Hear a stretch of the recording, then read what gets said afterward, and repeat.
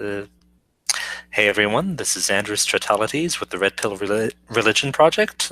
Tonight we will be going into some of Sean Carroll's beliefs about physicalism and the lack of the afterlife.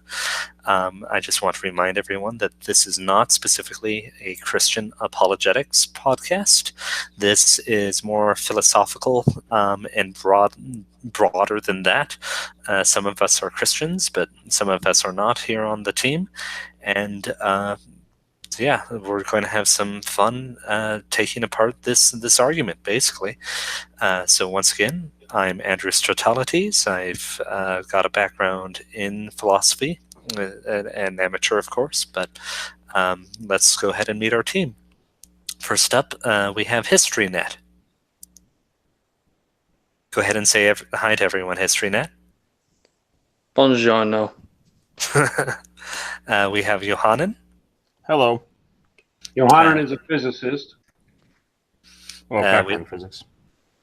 We have Max, of course, that you all probably recognize. That's me. And a friend of mine from Twitter and one of my favorite philosophical sparring partners is Monty. What's going on? And this is the team for tonight. So, Max, since you've got the controls of the video, would you mind showing the first segment on Sean Carroll and his views on the afterlife?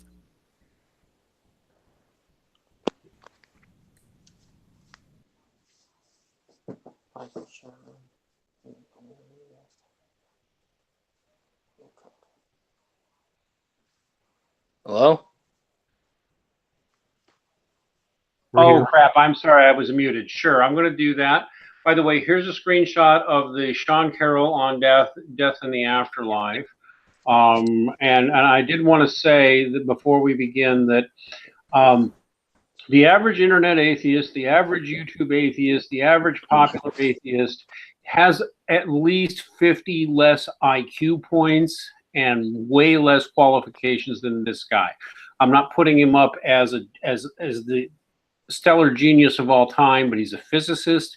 He's smart, and he does make good arguments. So this is way less. You know, most atheist videos we laugh at them.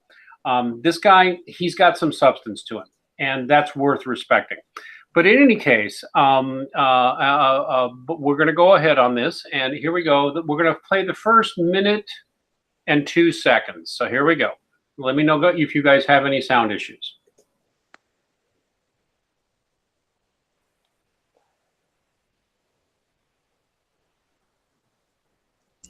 No sound for me.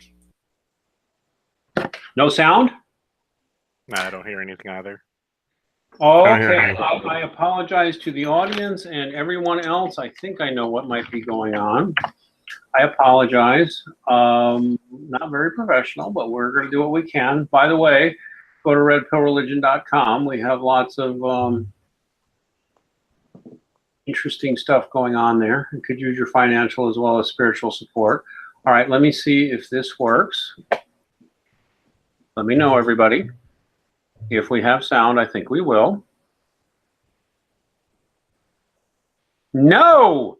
All right, Max is an idiot. What is Max doing wrong? Max is going to play this sound until he gets sound to come out. Everybody, Andrew, do a dance. Do a little no, I'm just teasing. Okay. So, I guess. There it is. There it is. All right, here we go. Apologize, everybody. Here we go. Sean Carroll, who is a cosmologist and not an idiot. So let's go ahead.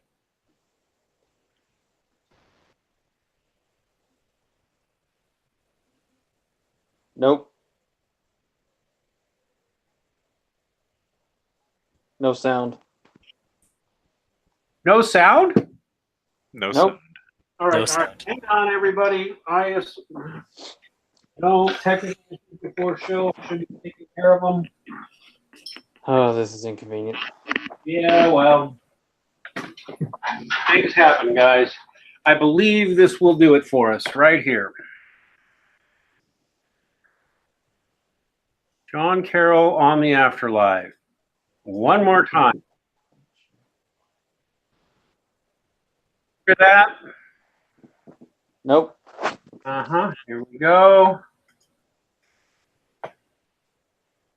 One last time, hopefully. Such a cheerful and uplifting proposition. Perfect. Death is, in fact, final. Einstein says, a man should look for what is, not for what he thinks should be. To which I would like to reply, exactly. We human beings are not always perfectly rational. Let me tell this shocking news to you. We are bundles of cognitive biases, and one of the strongest biases we have is that we go easy on propositions that we would like to be true. And in response to this, science developed techniques for giving ourselves reality checks, for not letting us believe things that the evidence does not stand up to. One technique is simply skepticism, which you may have heard of. What we should, in fact, do is go especially skeptical on propositions that we would like to be true. And even I want it to be true that death is not final. But we should hold something like that to an extraordinarily high standard of evidence. If someone... Okay. I'm going to shut my mouth. Who wants to talk? Well, he hasn't explained why he thinks death is not final yet. I think it's important to look at his actual argument. Sure, and we'll get into that a bit. But one critique I'll make right here is that he's actually wrong about needing a significant amount of evidence, because the types of actions you take end up being oriented with the consequences, right? So the two options that he's discussing are basically either the world religions are true in that we have a mortal soul, or the death is the final end. Now, if we act in accord with us having immortal souls and everything we have, everything we do has like eternal consequences, that's the safer bet, rather than living as though our lives are inconsequential. Oh, like a kind of Pascal's wager, sort of. Yeah, exactly. That's logical. I'd also like to make a comment. So he obviously starts off with some like what you would probably call common sense premises. You know, we should always, you know, look at things critically and examine what our fundamental beliefs are and what our fundamental axioms that we hold. But he kind of starts beginning, I guess you could say, poisoning the well, as it were, with this introduction of, well, we have biases. And it's rather a mundane point to say that we have biases. Obviously, everyone has biases, whether or not you like it, but that doesn't necessarily affect any type of argument. It's the argument itself that needs to be viewed and looked upon to whether it's true or false. Whether I have a bias that the world should make sense says nothing about the argument. But for him, like what everyone in the audience is going to see through the video is that we want to have this notion that there is an afterlife because that makes it easier to handle life itself or something along those lines. And then at a point in the video, I believe he goes along the lines of, yeah, I agree. I would like, there to be an afterlife as well, kind of thing. But we got to look at the facts, kind of commentary. Well, and there's an interesting thing at the very end. He doesn't actually give such a ringing endorsement. He says something to the effect of, I could see some advantages of having an afterlife, but it would be a mixed bag. And we don't get into that, but the Spoiler alert. Yeah, the point that the point that I'll make is Epicurus, who was an ancient philosopher, actually said that believing in an afterlife basically made your life more painful and reduced your tranquility. And so he said that you shouldn't believe in an afterlife and just believe that it's basically you dissipate into nothingness. And partially he did that based on sort of hedonistic reasons, or that would make life easier to manage and more pleasurable. And Socrates also said something similar to that. like he was he gave the scenario for each. I'm probably bastardizing what he said, but it's like live and face your fears, or die and be free of pain, something like that. Yeah, and death isn't necessarily the worst thing that can happen to you. Max, did you have something to say? One of the things that I would point out about just what he said there, most of which was non-objectionable, still I would point out the objection that I'm sorry, a belief in an afterlife is universal in humans pretty clearly, and the claim that it's just what we want to think also does need some support, right? The idea that, you know, I mean, you can go to, literally, we're not doing Christian apologetics here. You're saying the Hindu and the Buddhist and others who believe in reincarnation, they have no really rational basis for that, despite the, first-person testimony and quite a bit of other evidence. You're just presupposing a materialist or maybe realist worldview, and just presupposing that we should, this must be false, so we must go against it. And that is the ultimate problem with skepticism itself. I noticed he gave a shout out to, the whole idea of skepticism.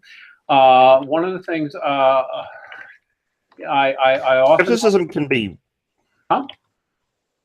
Skepticism can be arbitrary too at times. Well, not that you can't apply skepticism, but like you can be skeptical about anything, and you can. I can, for example, ask you what you ate for dinner, and you can say steak last night, and I can then say, "Well, I'm skeptical if you really ate steak," and then provide a whole bunch of, Oh, yeah. Be like a stupid yeah. Oh, yes. So. Socrates said that he didn't fear death because that if you live forever, hoorah! If not, you'll be free of pain at least. One of my standard references on this is the Stanford Encyclopedia of Philosophy.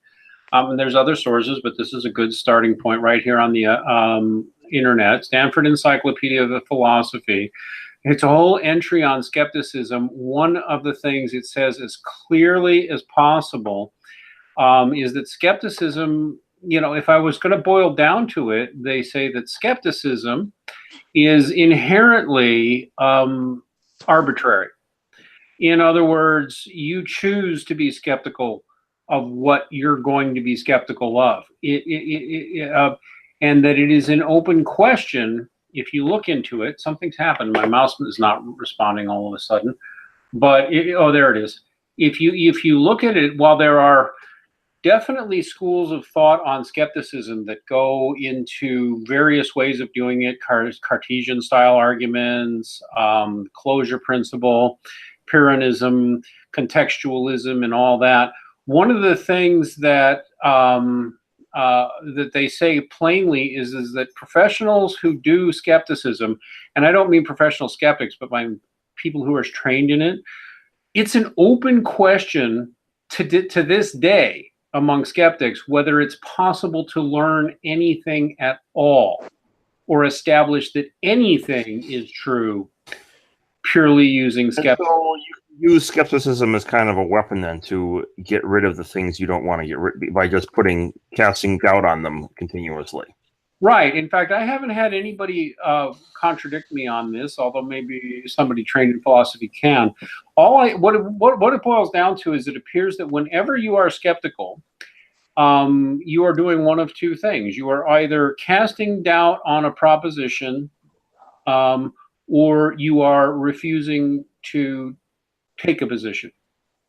And ultimately, skepticism boils down to that.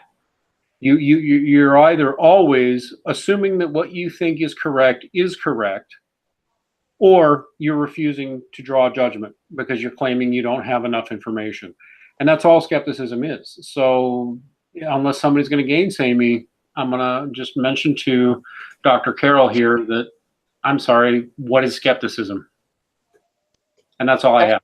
And speaking on Pascal's wager you brought up, atheists try to refute that and think they have. Like on the well, what about all the other religions? What if you're wrong then? Well, let's look at this, right? I'm pretty sure that the God of Moses will be happier with an earnest Christian than with an atheist. Yeah.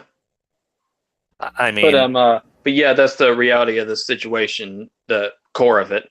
Like if we atheists die and there is no afterlife, they'll never know they're wrong. I mean, they'll never know they're right, and believers will never know they're wrong. yeah, and well, that's the thing, though, is that there is sort of evidence that we can look to with near-death experience and things like that, that can sort of refute that, or potentially.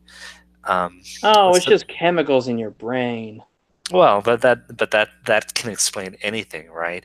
If that's the case, that can explain any human experience. Therefore, that also has the other problem of, I mean, if they're going to relate chemicals in your brain to experience. Oh no! Oh, looks like we lost him. We lost who? Johanan. Oh no.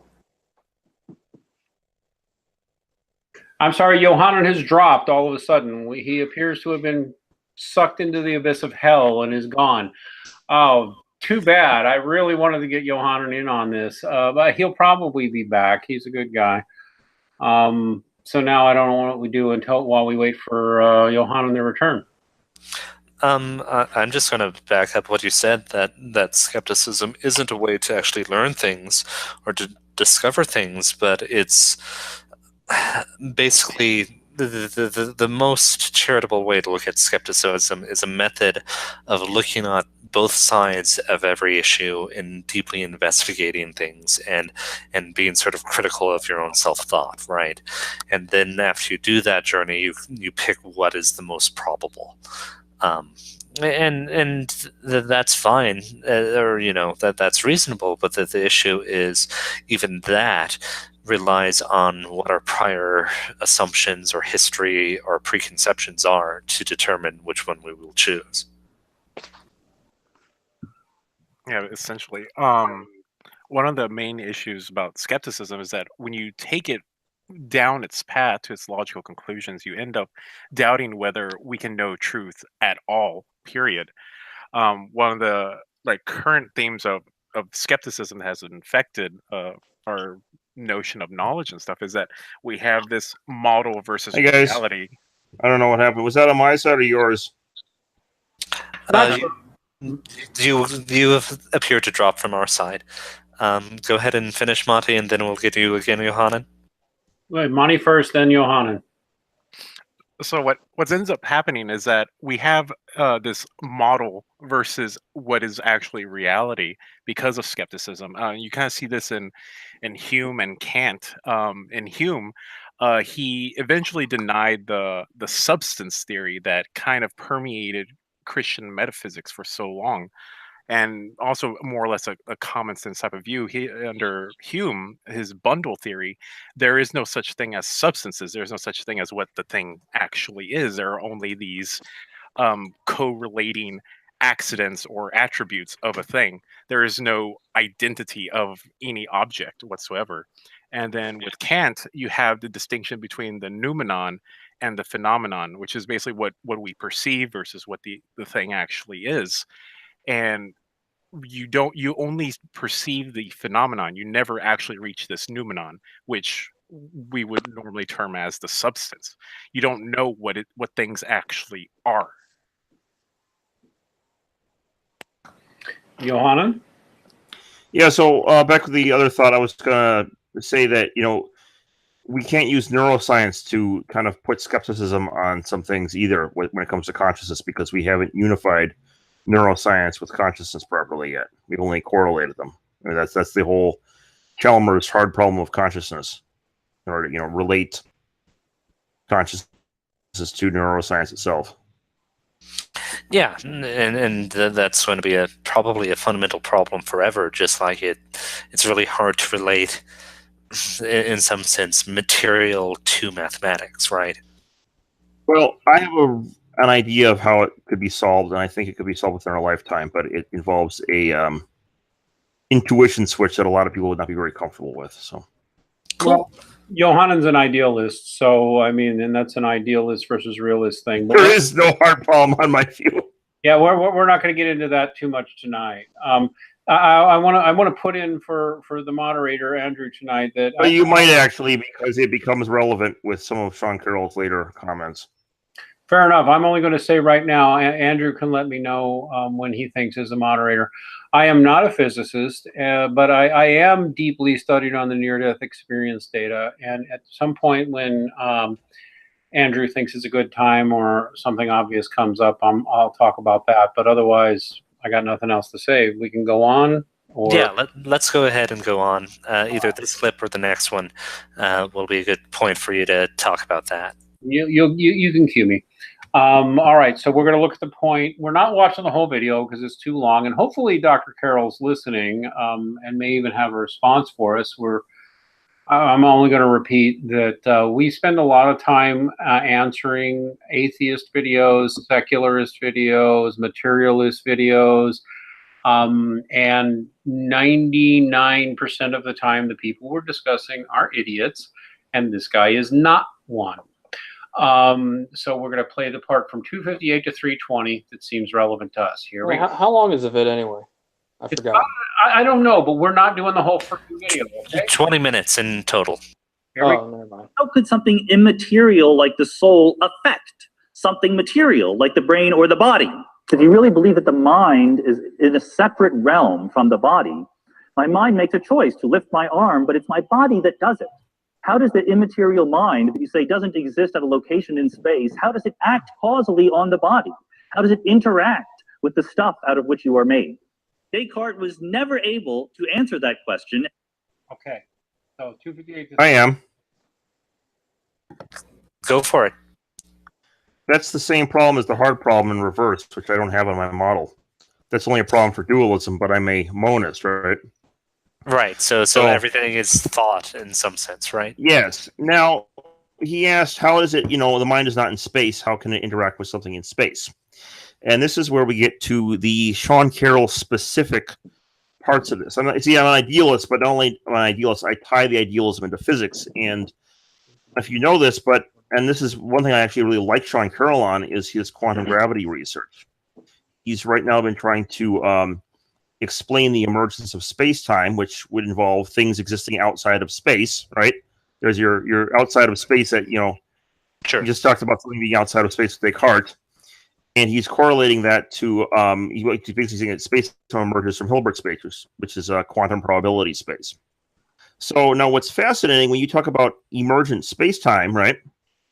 Firstly, that means that he calls it, this is quantum information outside space, some entangled quantum information, and that is able to influence things inside space-time. So right there you have an example of something outside space-time that can influence something in space-time, and it's from his own physics. Like there's not even, he's jumping on the bandwagon of, he actually is pioneering this particular thing. So basically what he's saying is impossible is actually a necessary starting point for his own research. Mm-hmm. Now, I don't think he's quite, and this is very confusing to me. He's not the only physicist thinking along these lines. I mean, he's thinking along, in a specific way along these lines, but there are many physicists who have come up with similar research proposals, right? And it seems that a lot of them do not seem to understand the full metaphysical implications of what their view is, right? Their physics. Sure. They teach this as like a mathematical model, and they say it's very good with predictions, and it really is. And it's, even a video saying space-time is obviously emergent. Like he said in the video, space-time is just obviously emergent. Everything we know from quantum mechanics and quantum gravity tells us this. And I was like, wow, I'm surprised he doesn't understand the implications of that. Yeah. Well, think about it. If space-time is emergent, you have what does that mean exactly? That means there is a level of reality in which space does not exist, right? And that it's ontologically prior to space. Yes. But now, when you talk about that, you have, say, well, matter is spatially extended, is it not? You have stuff. When you have like a computer, right? Mm-hmm. That stuff is spatially extended, correct? Correct. Yes. Okay, so what does that mean, though? If there's a level of reality in which space does not exist, what does that say about matter at that level of reality? That matter isn't what we think of matter if it has an analog in that level of reality. It doesn't fundamentally exist in that level of reality either, is it? Right, and this is where we get into things like idealism or Platonic forms and things like that, right? Exactly. And so you probably see right now, if my screen share is working properly, that I'm driving around Jurassic Park, right? Yes. Okay, this is the Asiatic exhibit, by the way, Centaurosaurus and Sinoceratops and so on. Number of Stegosaurians. Anyway, so I have a virtual world here, right? And you can see there are dinosaurs made of matter and trees made of matter and gyrospheres made of matter. And they're all spatially extended, right? Yeah. So no one would deny that the reality of this, right? I mean, there actually are real dinosaurs, obviously, walking around Jurassic Park, right? Well, it depends on what you mean by real, right? Exactly. So then we point out, well, what is this emergent from? So none of this is fundamentally real, is it? It's emergent, isn't it? Everything we see on the screen is emergent. Yeah, I mean, which implies that if we are looking at the source code and things emerge from it, that we're missing an important piece, right? Yeah. So the reality, the real stuff here is the information on the hard drive, right? Yeah, that's what we're seeing is that information taking form of photons that we can see and understand. Okay, so now when Sean Carroll says space-time emerges, which would mean matter emerges as well, because matter exists in space-time, you have, well, what does he say it emerges from, specifically? I'm not familiar with this work, so I don't know. Information, quantum information. Oh. Well, that sounds familiar, doesn't it? Yeah, it does. It sounds just like the world I'm driving around in right now, doesn't it? It's just a deeper level of it. Yeah. So basically, what you're saying is that he's a closet Platonist. Yeah, and now the thing about that is that his picture of the world, if he takes his physics literally, okay, not just as like and this I think a lot of physicists have been doing. They take their epistemology instrumentally. There's the brachiosaur, by the way, marching through the trees. Anyway, if he takes it literal rather than instrumentally, then what that means is there's a level of reality that is, the fundamental level of reality is information, and everything else emerges from it, which is no different than a computer game. Mm-hmm. That is the role of a computer game. Yeah, and then we get into idealism and things like that. Yeah. I'd like Monty, if he feels comfortable, to sort of discuss the sort of Thomistic or classical view. Is that good for you, Monty? Yeah, sure. So one question I'd like to one theoretical, hypothetical question I'd like to pose though before we go on. We can talk about this in a minute. What happens when you die in a computer game? Do you die in reality? No, not if. What does that say about the afterlife? Oh, yeah, very, very good point. Yeah, you just go to your save point. That's all. So basically, if this world is like a virtual reality, if we die, we just respawn at the same place we died, and we have no memory of how we died, right? Well, it could be that, or you could go to the next level, or the respawn would be, I guess that would be the reincarnation version. If you're the clear character, would be the heaven or hell version. Oh god! Oh man! God damn! I can't recall the Draco Rex. Well, in that case, I must have died a lot of times because every time that I crossed the street, a car was very close to hit me. Can we let Monty speak, please? All right. Go ahead. Can anybody hear me? Yes. Yes, we hear you. Let's start taking turns if we're going to talk over each other. Go ahead. So, like, one of the things, like, Johanan pointed out, like, he's talking about he's already positing this a Cartesian point of view as regards to the body and the soul, and obviously the Cartesian has a lot of issues trying to describe this entire thing, and there are different like views as to how to reconcile it. Like Johann spoke about his monist viewpoint, and as far as like the Thomistic viewpoint, which is an Aristotelian also viewpoint, is this hylomorphism of matter and forms, and the way that hylomorphism like is able to get around this problem, well, not I shouldn't say get around the problem, but like attempts to solve it, is that the soul is just the form of the body. So what does this mean? Like, so for example, if you have a candle, which is comprised of, it's comprised of a wick, it's comprised of wax, and it's in this certain type of shape, which we recognize as a candle. So this shape would be the form of the candle, whereas what it's comprised of being the wax and the wick. And the same way, so for the human person is comprised of a body and soul. It's comprised of this organic matter. It's of that there's carbohydrates, there's proteins, there's amino acids, there's bone structures, and all these other things. And the soul, also in the video, he kind of describes it like this gobbledygook of that what the soul is. But really, the soul is just the principal act of the body. And another point that I don't know if we're going to get to it in the video, but so Sean kind of tries to delineate where the soul actually is, and he tries to posit it like how Descartes does as well, within the mind. But for the Thomistic viewpoint, the soul isn't located in the mind.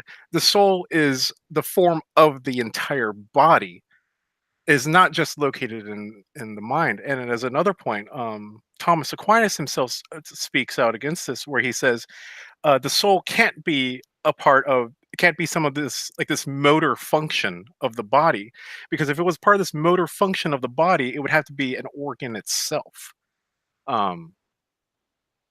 So the way that Sean Carroll is presenting this, he's trying to present this contradiction between the body and soul and why the soul can't exist, is only from a viewpoint of a contradiction for the Cartesian viewpoint, because the Cartesians can't really escape this body-soul conflict without arising other issues. Like Descartes, actually, I believe he posits that the soul is actually located in the pineal gland of the body, and well, for the Thomists, it's like, well, no, that's not where it's located at. It's the entire body, really. Yeah, and I have a little question relating. Go relating to this. The notion of a soul, I have a partial agreement and a partial disagreement with hylomorphism. Like, it's actually kind of a disagreement nested inside of an agreement.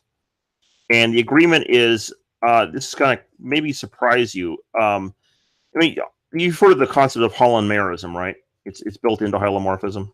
Mm-hmm.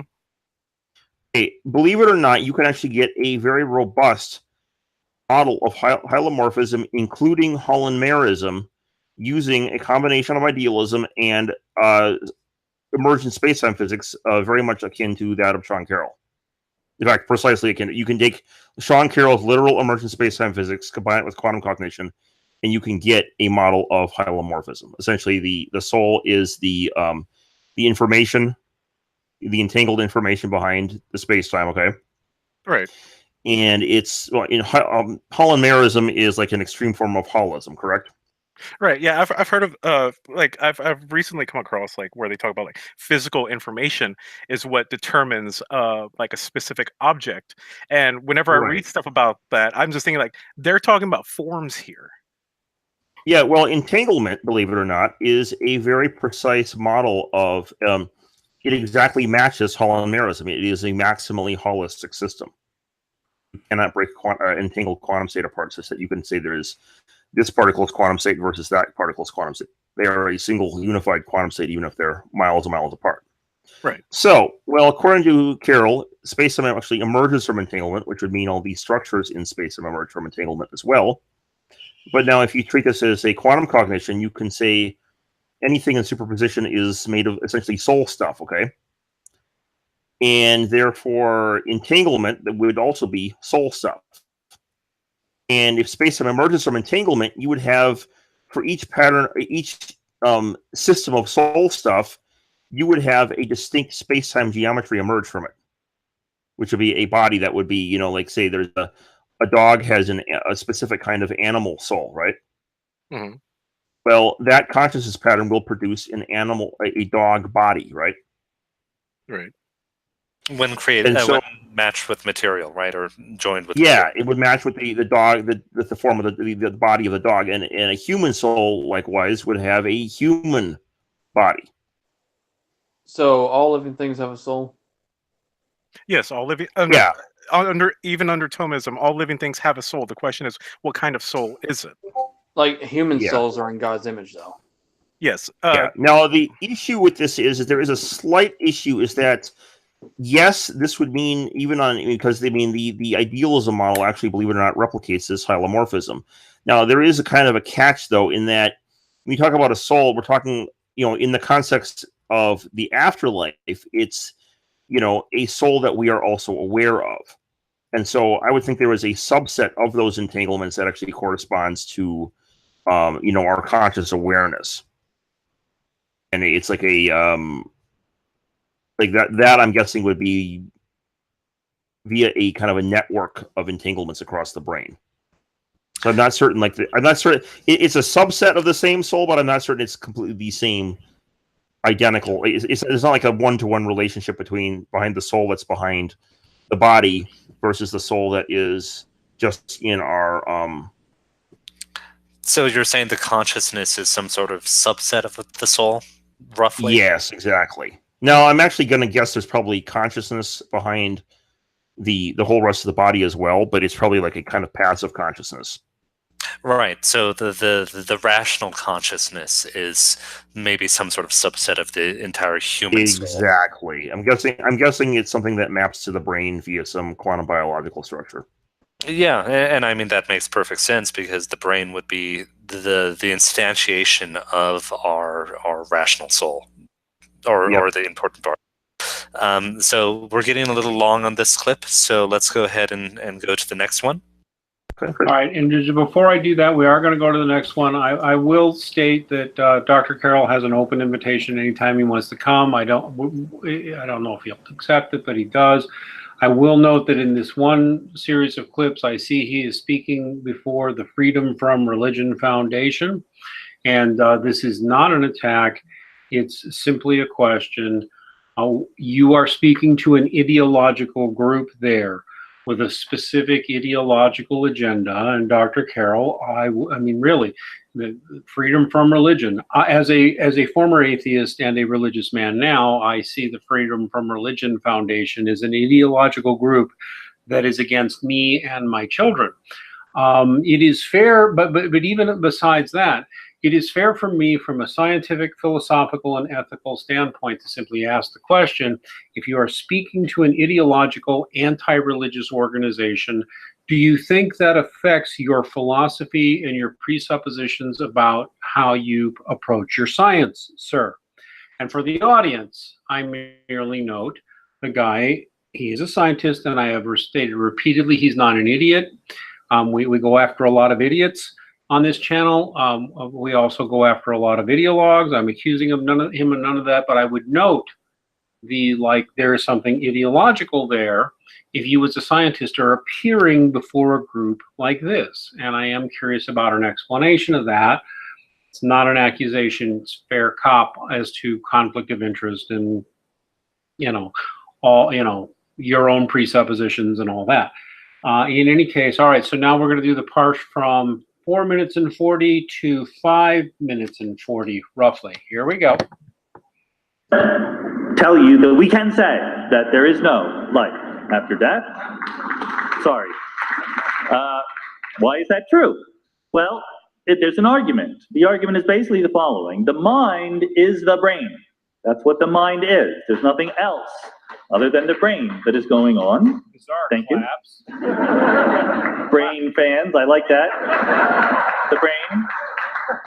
The brain is made of atoms. Any Adams fans here? Atoms, yes? Good. We know how atoms work. They're not a mystery to us.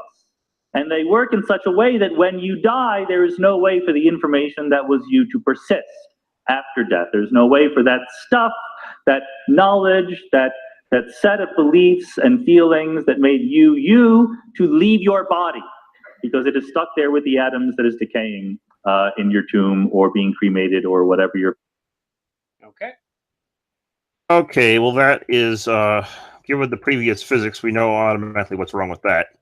Firstly, atoms are, the only sense in which they are located anywhere is the sense in which they are programmed into the virtual reality. But what they really are is quantum information in Hilbert space. And so, yeah, you know, if I destroy my avatar in this computer game, right? The avatar will sit there in the same exact place it was when it died, right? When it got killed. Sure. But I can be free to leave my computer game and go outside and do whatever, right? Yeah, and even the model of your avatar is still in the computer memory, even if it's not instantiated in the current game session. Yeah, so there's absolutely no problem with that. I mean, yes, we do know how atoms work, and Sean Carroll's physics tells us how they work at their deepest level. They are not even things in physical space. They are virtual constructs. So there is absolutely nothing wrong with, entangled information kind of spilling off into, already is in Hilbert space, but spilling off elsewhere into Hilbert space upon death. Doesn't have to attach to the atoms anymore, which were never really in space to begin with. It was only a virtual construct. This would be a good point, Max, to point to some of the NDE stuff if you have it.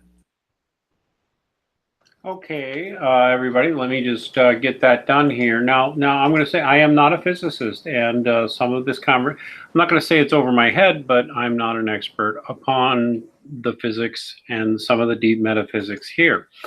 In fact, I as I have often publicly confessed, we do more than just criticism of atheism here. But when we do criticism, I'm openly confessed that I am nothing but a skeptic towards atheists and their claims. And I openly acknowledge that being skeptical is cheap, but it is rather amazing how easy it is when you look at the ideological atheist materialist position to get skeptical of them, because when you do, in my experience, they fall apart like a house of cards. Now, this has nothing directly that I can see to do totally with what Dr. Carroll or others are saying here, but it is a fact beyond dispute that at this point, in fully peer-reviewed and rigorously checked and to the most scientifically rigorous standards available, we have an abundant amount of scientific evidence, which frankly goes against quite a bit of a Christian thinking. I mean, not all of it by any means, but the research that actually directly challenges some very common assumptions in Christian thinking as regards to the afterlife and what happens in heaven and hell. Especially those who think that your salvation is contingent upon whether or not you believe a proposition, which is only a certain subset of Christianity.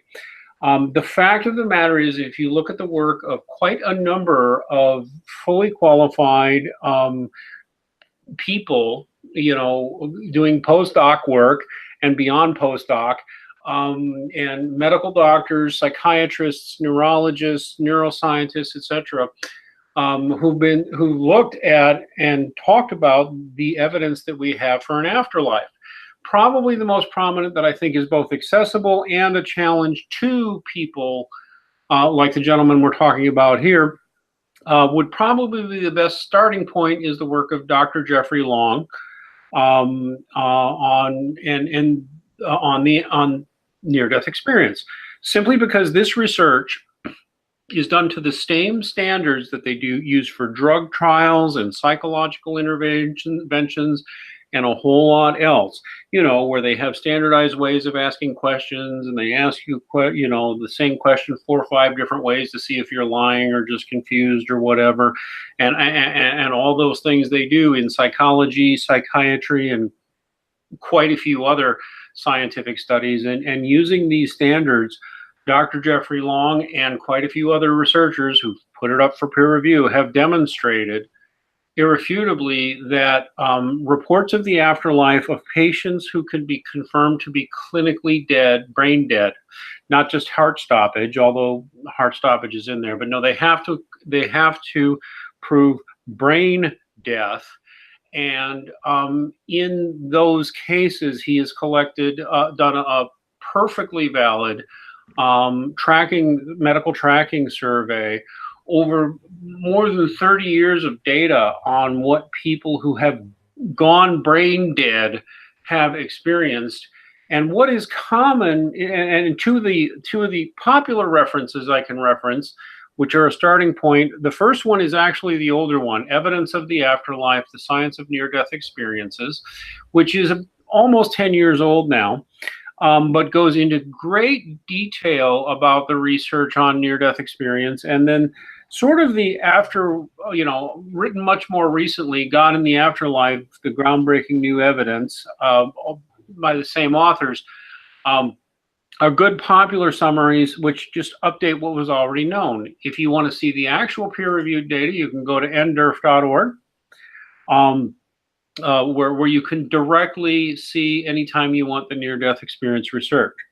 Here's the real challenge for the so-called freedom from religion people, no ideology there, right?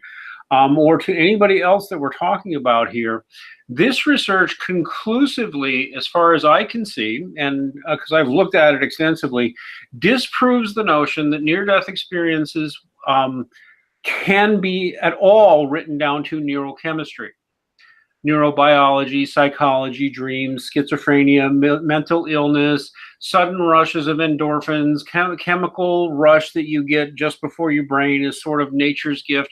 All these explain awayers of the the materialist atheist foundation worldview. All of them are shown by this research to be without merit for the most part. You cannot write these experiences off as dreams. It can't do it scientifically or otherwise. You got no evidence for that absurd proposition. Schizophrenia, wishful thinking, no evidence for that proposition. I mean it really, no evidence. And I don't even use the words no evidence lightly. You cannot write these off as mental illness. You cannot write these off as wishful thinking. You cannot write them off as electrochemical effects unless you've got extraordinary evidence, of which you've got none. What they all ultimately point to is that in reality, and I'll point to, this is also in the low bar, please see the video, Dr. Jeffrey Long, God in the Afterlife, Science and Spirituality Collide. In this extensive interview where Alex, I can't remember his name, he goes by Skeptiko, goes over and over with it, and Dr. Jeffrey Long just states openly, the ideological skeptics, the ones you see in the popular press, well, he doesn't use this word, but I will. They openly lie about what this research says. They, in fact, most of the prominent, all the prominent skeptics of near-death experience, who have published entire books, even some of them have PhDs, and they've published entire books trying to refute this. None of them have interviewed a single near-death experience patient, and as he goes into, they actually misrepresent what is in the peer-reviewed research. Literally, and by the way, that is a huge charge, that the ideological skeptics misrepresent what the scientific data holds. And by the way, I saw Schiller debating, I forget who it was. It was on a live podcast, and the two of them were sitting there, and he was pointing out that, basically Schirmer's argument was some of the effect of, this can't possibly be true because it doesn't fit the known science. The guy was like, right. Yeah. He was debating the guy. he was debating the neuroscientist who wrote the book Proof of Heaven. I think that was the name. Yeah, I think it might have been this, or it might have been someone else. It may have been that, but the point was, he said just because that was the guy. I'm going to repeat it. Just because we don't know what the explanation is yet doesn't mean there's not a real phenomenon here, you know. Right. I don't want to keep going because because we want to go back to his video, but it's an open challenge, it's an open reality. Within your worldview, sir, I want you to explain this data. And I don't mean you get to airy-fairy wave it away with your speculations. I want you talking to some near-death experience patients and saying you've had that experience and able to say you have extensively read the peer-reviewed research and the reports that Dr. Long and others have put together, and then explain to me how you can explain that away. And by the way, as a Christian, I'll mention again, this data challenges many Christian assumptions that are very common. So I want to know your explainer aware and how you can do that rigorously, if you can. And if all you're going to say is you don't know and you haven't reviewed it and you don't have time, you should stop having an opinion on it. You're going to be making these declarations in front of an ideological group. At this point, if you haven't reviewed the data and debated it, you should just admit you don't know what you're talking about. And I mean it. I do respect you otherwise, sir. All right, so we're going to look at the point from 7:05 to 8:15. I'm going to try to stay mostly mute from here. It is an open challenge to him and his fans and anybody in the atheist community. Let's go. Years ago. The laws of physics underlying everyday life are completely understood. There's plenty of room in the laws of physics for other stuff. We don't know how black holes work. There's plenty of things we don't understand. I'm not saying that physics is done. I'm a physicist. I can't help myself. Did he really just say the laws of physics are completely known and there's a lot of... Never mind. I'm going to keep going. Yeah. I know it's not. I'm not going to retire soon. But we know enough to say that if there are any other forces, particles, fields, phenomena, they can't affect the atoms in your brain, because either they're so weak that they would have no effect on what the atoms are doing, or we would have found them in experiments. Those are the only two options. So no one ever understands me when I say this. So I'm going to say the same thing over again. Here are the caveats to this statement. I'm not saying we understand all of physics. I'm not saying that there's room for no new discoveries in the non-everyday world. I'm not even saying we know how the fundamental laws come together to make complicated macroscopic things like frogs and ecosystems and spiral galaxies. There's enormous amounts of work to be done in understanding how science works. Coherence problem, sir? I'm sorry. I do respect you. I'm going to shut up now. I hope I get to meet this guy. We don't know how frogs are made, but we know that there's no afterlife. Okay, well, he's saying basically. So we've got. I actually saw his original blog version of this argument, and he was saying, we know the forces, right? There's the strong force, the weak force, the electric force, gravitational force, etc. We know that none of these things are. Well, he's kind of ignoring something. He's assuming this is like a soul will be like a classical thing, right? And this, of course, gets into where. So yes, if he's going dualist, right? There is we have not seen any evidence for anything that was interacting with those forces, right? As like an additional, substance. Yeah. Okay, so in that sense, yes, we can say that he got rid of a dualist, made a good argument against a dualist notion of a soul, because there's just no, room for anything else interacting there. But what he's missing is every last single one of those forces has a soul. Basically, what he's seeing is he's looking at a whole bunch of soul stuff, misidentifying it, not realizing that it is soul stuff, and then going on to say, therefore, we haven't seen any soul stuff. Yeah. In my view, the soul stuff is right there. It's in the it's in all of those forces in the form of the wave function, and we actually have some evidence of this in the form of the entire field of quantum cognition, where they show that your thoughts and decision making, they behave as though they're quantum superpositions. And not just like when I say behave that way, it's not just a vague similarity. It's a very precise, like you can actually model the behavior of the mind with the Schrödinger equation. An example of this is who here has like a favorite ice cream? I like mint chocolate chip. And what's your Pistachio. second favorite ice cream? Pistachio. Okay, that's actually kind of cool because those are my two favorites as well. Rocky Road. Yeah, that's my third favorite after the Pistachio and Rocky Road together. Anyway, so you have you go to the freezer, you put both of those in the fridge, right? Now, if you were a classical computer, say like the Terminator, you see like the Terminator, the first one where he goes down the options like one by one. Oh, just yeah. finally picks them. Okay, if you were a classical Bayesian computer, you would pick one or the other of those like almost instantaneously, right? Use like a split computation, and then out comes the choice, right, of which one you want to pick. Yeah, exactly. I waited and know that. What? Yeah, I would weigh it, and it would come pretty instantly that, you know, my favorite is worth 100 points and my second favorite is worth 90 points. And then, you know, the Terminator would then go and pick which choice which answer he wants to respond with, like almost instantly. Okay, well, the thing with this is in reality, that's not what you do when you go to the freezer door, is it? Not usually, anyway. You'll sit there and you'll kind of waffle between, do I want Rocky Road or I want Pistachio? You know?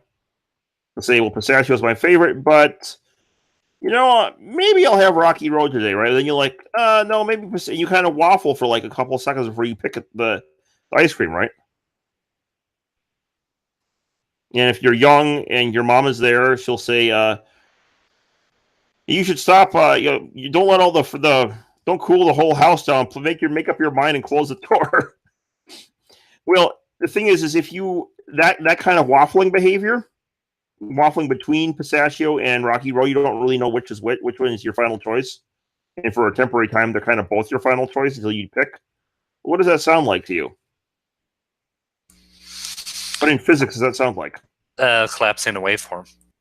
Yeah, the cat is both dead and alive. It's both Pistachio and Rocky Road. Then you pick it, one or the other, and it's kind of indeterminate how you pick it. You get it out, and then it's an indeterminate thing. Well, that behavior is exactly modeling the behavior of the mind in quantum cognition.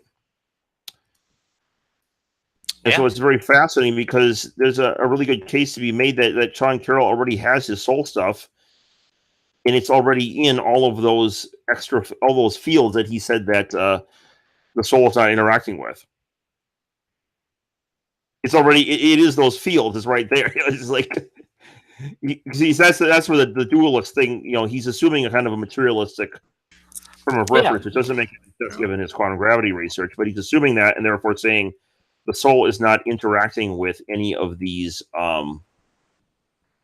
Fundamentally, he's begging the question. Right, he's assuming materialism, and since he assumes materialism, the catch is not just assuming materialism; it's assuming matter.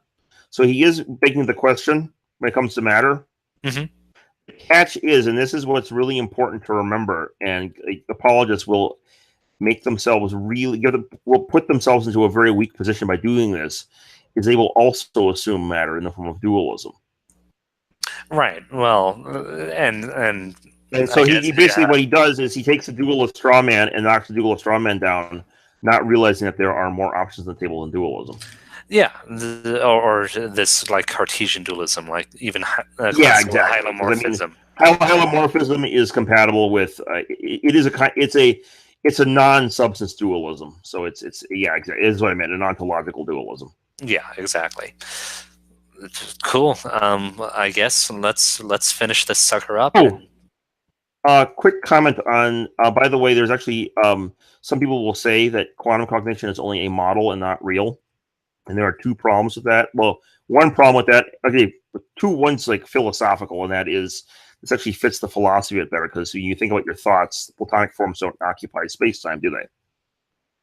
No, they don't. I can't find the number two. Well, that's a perfect match already, isn't it? If the quantum states are outside space-time, as the Bell inequality would suggest, that means those thoughts you have are actually not in space-time, are they? It's a perfect fit. Yep. You're matching something that's not in space-time in philosophy to something that's not in space-time in physics.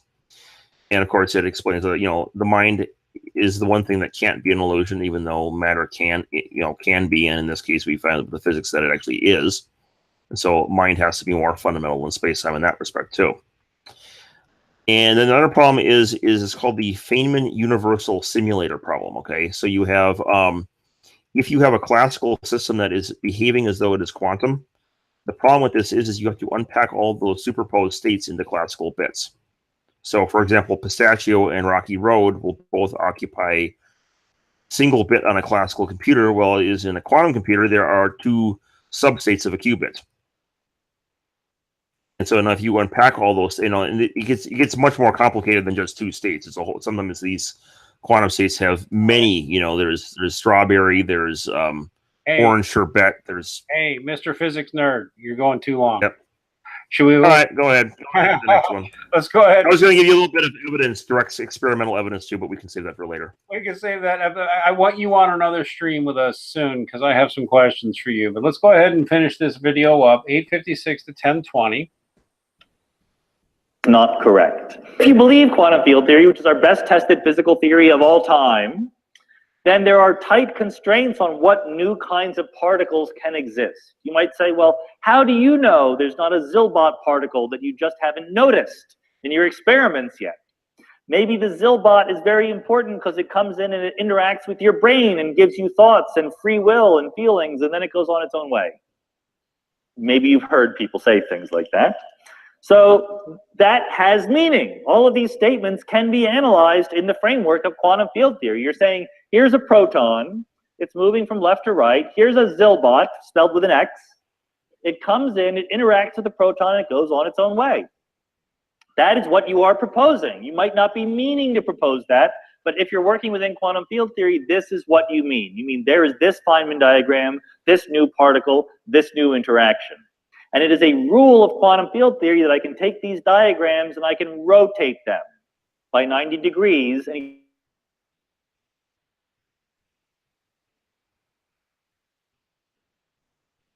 this interaction exists, then I can smash protons together and create.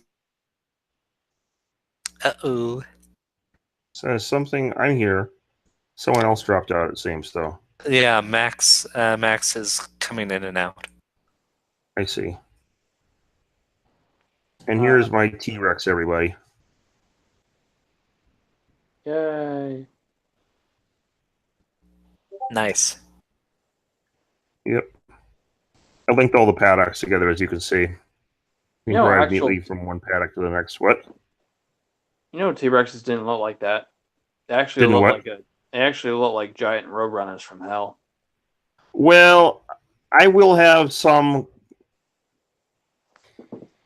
I'll have some words about that because I don't think that's quite exactly accurate. All the studies of the skin show that they say that all the parts of the skin that they've analyzed do not have feathers on them, and furthermore, the two tyrannosauroids that have feathers, it's Dilong and Eutyrannus, belong to the Proceratosaurid line rather than the Tyrannosaurid line.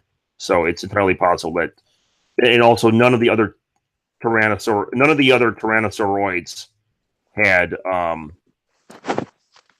feathers on the places they had them on Eutyrannus and Proceratosaurus, which are not even in the Tyrannosaurid family. So entirely possible that T-Rex was just relatively featherless. I mean, it may have had some bristles on its back or something, but I'm guessing it was not quite as feathered as a lot of you will suggest it is. Yeah, the more you know. Yep.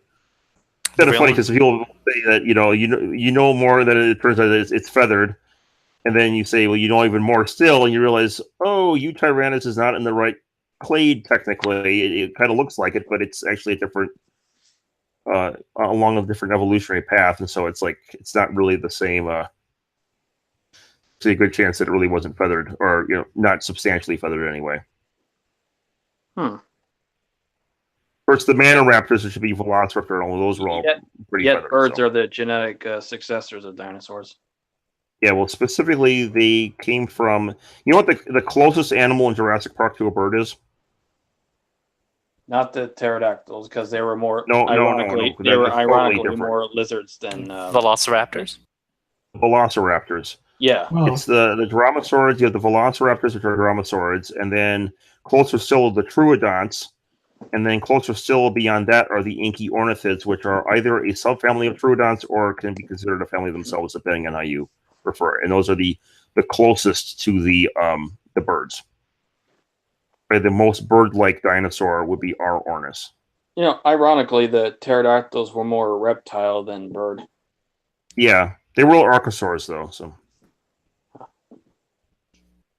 well, Andrew, maybe you can get the vid for us and play that. Well, the issue is that there's I can't play that on my computer. Basically, the part of the reason we had Max do this was to run it. So the Zilbot.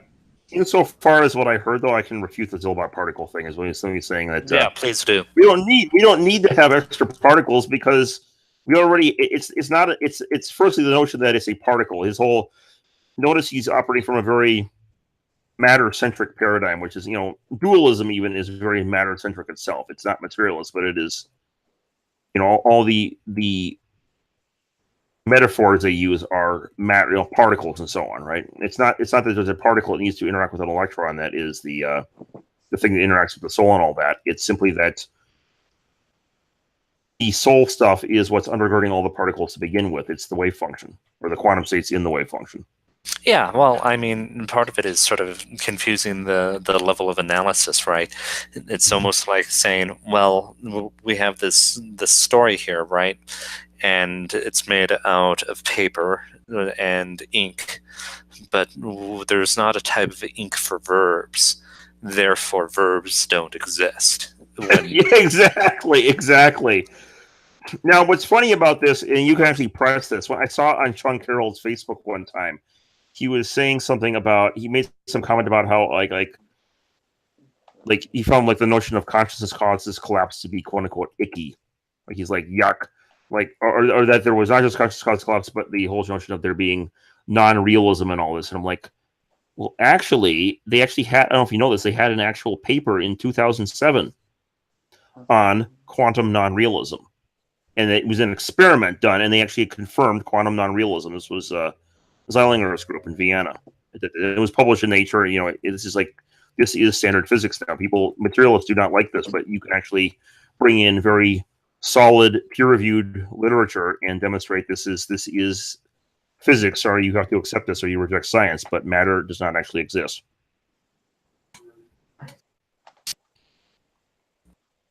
And it's kind of funny because it drives them nuts, but you actually bring in the authoritative physics, and the authoritative physics says that matter doesn't exist. Now, I did see a clip from Carroll talking with Busso, Raphael Busso, who's one of the guys behind the holographic principle, and Carroll had said something, and this was quite telling. And I don't think he was being intellectually dishonest here. I just think he was having a cognitive bias or cognitive, like how people don't want to believe something, and so they think it's too crazy. To be fair, Carroll says he wants to believe in the afterlife numerous times. That's true, but probably not. But I'm guessing probably not at the expense of the world being real. You know what I'm saying? Yeah, a lot of people, because I have run across William Lane Craigites who will go crazy trying to defend the notion that there is a real physical world, and they will even adopt what people like Sean Carroll would readily recognize as pseudoscience in doing so, which is Bohmian mechanics. Sure. And who do you think won that debate with him against Craig? Actually, I think Carroll did, to be honest. I am back, everybody. I'm sorry. I had a technical crash. Should we try to continue the video, or are we about? Sure. Just to give him a fair shake, because it's the end of his video. So, yeah. Should I just play the last 1955, or should I try that last segment? Oh, what a year that was. 1955 should do it. The last segment, the 1955. Yeah, just do the last segment again. Our apologies, Dr. Carroll. I had a crash there, so if you missed something important, let us know. All right. Well, basically, here's to the end. Meaning or value from the lives we're leading now, it forces us to give meaning to everything we do, because we only have a finite number of things to do. If evidence came in on the other side, I would change my mind quickly as the evidence was good enough. But I think that we're past the point where it's a scientifically interesting question. I think that we know enough to conclude that death is final, and personally, I think that that is okay. Thank you. I repeat my questions from before, sir. Your assertions there appear to be contrary to the best available scientific evidence. I'm a skeptic. Go ahead, anybody else? He also said in one debate when he was debating the neuroscientist Eben Alexander, who actually had the near-death experience, like unlike and used to talk just like him before he actually had that experience. In his debate, Carroll said that the matter is pretty much closed, or that the case is pretty much closed. We know, yeah. Well, I mean, and we've just seen that that's not the case at all. No. By the way, and you can actually kind of pin Carroll in this, and be gentle with it, because I actually have a lot of. He's not intellectually dishonest the way Krauss is in some ways, right? Oh yeah. This guy, he's not, and his argument, the way when he had that Craig Carroll debate, I actually think he won on valid grounds, and I think I know it went wrong, mind you, but what the position he was arguing against, that was the version of things that Craig was promoting. I do believe that he if you put those two beliefs together, or Craig's sub belief of that particular version of divine creation, right? I think Carroll won that debate. A guy in the live chat is asking why you think he won that debate. Well, he mentioned at one point in the he said, was it? He made a point of saying that Craig is wrong here, but the bigger problem is not that Craig is not that Craig is wrong. It's that Craig is not even wrong, because these are not the kind of vocabulary words to be using when we discuss fundamental physics and cosmology. Like these first efficient causes, they were cutting edge stuff 2,000 years ago with Aristotle, but today we know better. You open up a quantum field textbook and or space-time physics, and you don't find the words efficient cause anywhere, right? So, right, but it's doing it at a different level of analysis. It's not right. But here's the problem. And I've seen this before when someone asks Craig about how he explains how God as an immaterial mind could affect a material, create a material universe. And what he said was, it's directly analogous to how a mind, like our minds, move a material body. And he said that there really isn't any further explanation. It's simply like a brute fact. And the reason for that is the whole notion of a dualistic matter-mind interaction. They want the soul. This is kind of the dualist apologists. They kind of want the soul to be outside of science, right? Like the old school version of supernatural, rather than just outside space and it's outside science. That's a primitive way of looking at it, even from a Thomist point of view, to be honest with you, because you get deep into it. But yeah, there's this primitive idea that's very common, very popular. It's from the Victorian era, right? It's sort of this Victorian idea of plasmoid, or whatever it's called in like Ghostbusters, right? Where there's this substance or material that supernatural has. And the supernatural cannot be like scientifically studied, right? No, it can't. Well, no. I'm going to argue with you there. Because I've getting into a lot of philosophical debates about this. Listen, historically, see, this is kind of the trickery of modern language and epistemology and looking at things. Historically, if you look at it from a classical point of view, this is very easy. The science is supposed to be the material sciences, which means all they're allowed to comment on is the material. And then we took a linguistic shift, and we started allowing people like Freud and the psychologists and the psychiatrists to claim they were scientists, even though pretty demonstrably by classic terms what they were doing was philosophical, because it was not part of the material sciences. But then the scientific naturalists rode into town and basically declared, because Freud and because because we said so. It's all material now. I don't expect that it would. If you go into the classics, they're a little more sophisticated than that. Is all I'm going to say. But who was it? Who before in the chat? Who said that? Agreed with me that said that like the whole notion of the supernatural is that you can't study it with science. Well, you can't study it with science by the classical definition. And the classical definition was under science you can only examine the material, which would mean psychology and a bunch of other things are not sciences. The problem is that both the atheists and the majority of theists have agreed with that definition. It's dumb. They should stop it. Go back to just freaking. Exactly, it's dumb. Well, the problem with that is that then sets up the classical. And this is, I'm not going to really blame Craig for this because this is kind of just he's kind of continuing a tradition that's been there from before he was born. But the whole notion of the supernatural being beyond science, then he basically said that you can't explain the mind's interaction with the matter because it's just a brute fact. That's word BS because, classically, you could even run experiments on something supernatural. Look, if you do field observations on ghost reports, you're doing science, even though it's on what we would call supernatural. Right, but the thing is that they're playing a word game. Exactly. But that's the thing. It's not just the atheists doing it. It's a consensus between an unspoken consensus between the atheists and the theists, or most of the theists, that you cannot study the supernatural with science. And this has consequences because that means that any supernatural cause, therefore, is quote unquote magic. And so now when it comes to the debate, the debate was essentially rigged from the start when, with this, because of this unspoken consensus. Yes. And as a result of this, so what Carroll was saying was, basically, you have an explanation, okay? Like, you're not going to use physics for a second, but just use, like, logic as an example. I have premises in an argument, and those premises have terms A, B, and C in them, right? Mm-hmm. Mm-hmm.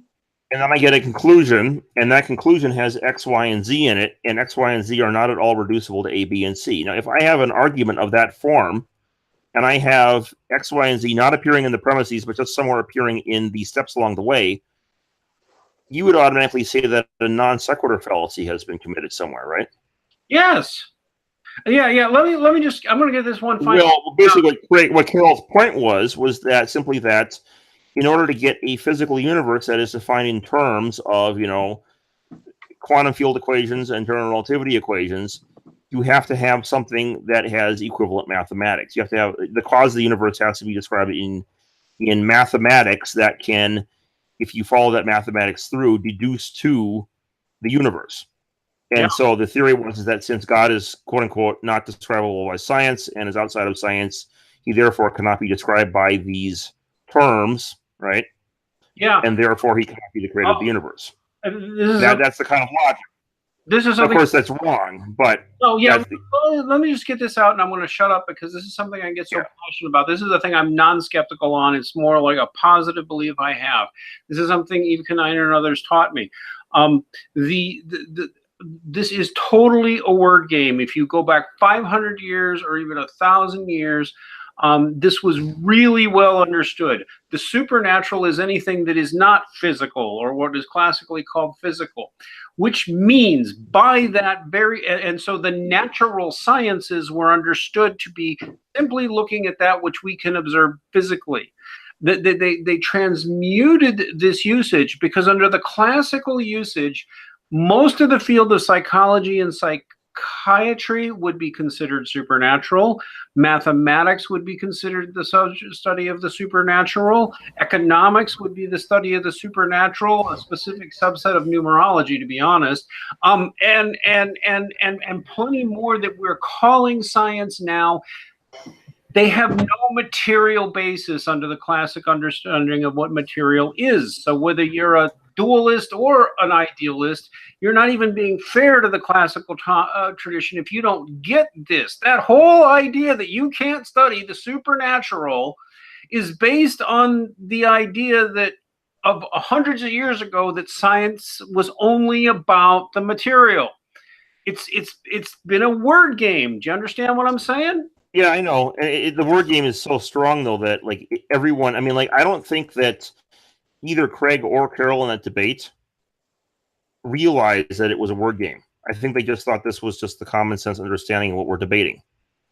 Yeah. That's how strongly built this. And I don't think anyone in the audience, maybe save for some handful, some one person that was, that knew better, just kept their mouth shut. I'm going to almost guarantee you that everyone in the audience who were theists and atheists had the same understanding without any question in their mind. Okay. Does anyone else have closing thoughts? Not at all. I've been pretty much silent. Monty or HistoryNet? No comments. Okay. Well, on that note, I think this is a good place to stop the live stream. Thank you. Oh. Thanks. Oh, go ahead, Max. Well, it was me. Oh. Sorry. I was going to mention the evidence for the quantum cognition that we got to way back before we close out. I mentioned didn't get to though. They actually have some evidence for this now, where they have lithium isotopes in rats. And as you know, an isotope, the chemical properties of an isotope don't change from the regular version of the atom, right? So you have lithium-6 versus lithium-7, and they'll have the same chemical properties. The only properties that they have different are quantum properties. So what they did was they gave rats one isotope of lithium and another set of rats a different isotope of lithium.